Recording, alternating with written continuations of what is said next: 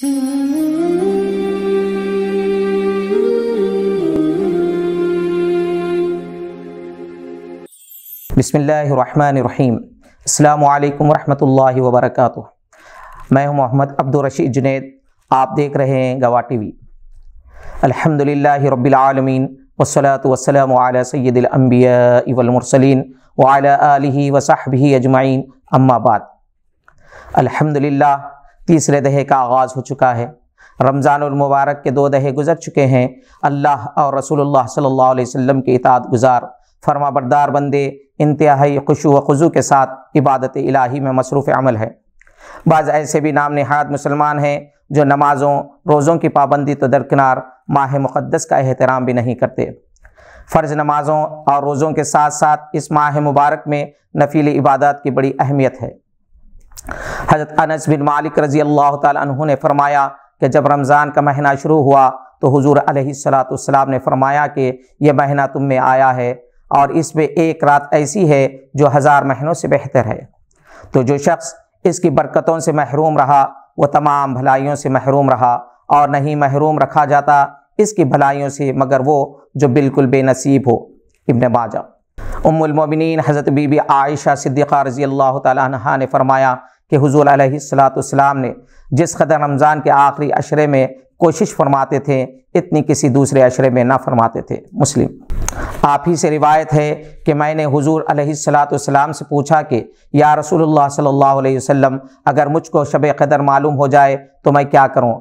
आप सल्लल्लाहु अलैहि वसल्लम ने फरमाया, ये दुआ पढ़ो, अल्लाहुम्मा इन्नका अफ़्वुन तुहिब्बुल अफ़्व फ़अफ़ु अन्नी। तिर्मिज़ी। ए अल्लाह, आप बहुत ज़्यादा माफ़ करने वाले हैं, माफ़ी को पसंद करते हैं, लिहाजा मेरे गुनाह भी माफ़ फरमा दीजिए। आखिरी अशरा खुसूसन ताख़रातों में कसरत से नवाफिल पढ़ने की कोशिश करें। सलातुत तस्बीह का एहतमाम करें। ज़िक्र अज़कार, दुरूद शरीफ और तिलावत कलाम पाक के आखिर में जितना मुमकिन हो सके अपने खालिक व मालिक को राज़ी करने के लिए तौबा व इस्तिग़फ़ार की कसरत करें। खूब गिरिया वज़ारी करते हुए दुआएँ करें, क्योंकि नबी रहमत सल्लल्लाहु अलैहि वसल्लम ने फरमाया दुआ इबादत का मक़्सद है। और एक हदीस शरीफ में आप सल्लल्लाहु अलैहि वसल्लम ने फरमाया दुआ का छोड़ना गुनाह है। अल्लाह ताला भी इन बंदों को पसंद फरमाता है जिनसे गुनाह सरज़द हो गए हों और वो इन गुनाहों पर नादिम होकर खालिक़ हक़ीक़ी से तौबा व इस्तिग़फ़ार करें। नाज़रीन कराम, अल्लाह ताला ने ख़ुद अपने कलाम मुक़द्दस में और नबी करीम सल्लल्लाहु अलैहि वसल्लम ने अहादीस के ज़रिए बता दिया कि दुआ की अहमियत क्या है, और दुआएँ सिखाई भी हैं कुरान और अहादीस के ज़रिए। बंदे मोमिन को चाहिए कि वो इबादत के साथ साथ अल्लाह के फज़ल व करम और एहसान अज़ीम का शुक्र अदा करते हुए दुआओं का एहतमाम करें। जब बंदा तकब्बुर रियाकारी से ऊंचा होकर खालिस अल्लाह के लिए इबादत करता है तो कामयाबी इसके कदम चूमती है। हमारा एक एक अमल अल्लाह के फज़ल व करम का मोहताज है। हमको अल्लाह की सबसे बड़ी नेमत का शुक्र अदा करना चाहिए कि उसने हमें मुसलमान बनाया और फिर तौबा व इस्तिग़फ़ार करने की तौफ़ीक़ अता फ़रमाई। आज कितने लोग ऐसे हैं जिन्हें रमज़ानुल मुबारक का महीना तो मिला, लेकिन वो बाज़ारों में, कारोबार में मसरूफ़, फ़ोनों और दिगर दुनवी कामों में मसरूफ़ दिखाई देते हैं। हज़ारों मुस्लिम नौजवान सड़कों पर दिखाई देते हैं। अगर यही नौजवान अल्लाह रब्बुल इज़्ज़त के हुज़ूर हाज़िर होकर इबादत इलाही में मसरूफ़ हो जाएँ तो फिर देखिए इनकी और इनके घर वालों की ज़िंदगियों में कितनी शादाबी व खुशहाली आएगी। हमारी गुनाहों का नतीजा ही होता है कि हम मसाइल व मसाइब में गिरफ़्तार हो जाते हैं। अल्लाह ताला ने हमें ज़िंदगी अता फ़रमाई, इसका फ़ायदा उठाते हुए रमज़ानुल मुबारक के आखिरी अशरे में जितना मुमकिन हो सके इबादत इलाही में मसरूफ़ अमल हो जाएं।